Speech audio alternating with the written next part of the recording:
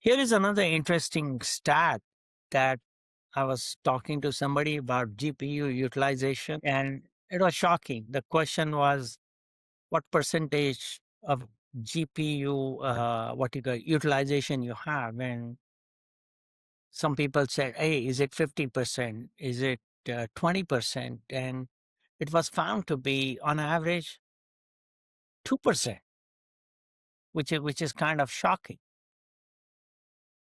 Yeah, look, this is the same exact problem that we had in compute virtualization 20 years ago, right? This is Yeah. what, the VMwares of the world were trying to solve at that time, is you had these big expensive boxes that were sitting in your data center and they were only 2% utilized, right? And you had plenty of memory, you had plenty of CPU, you had plenty of disk space, but it was used for a single workload.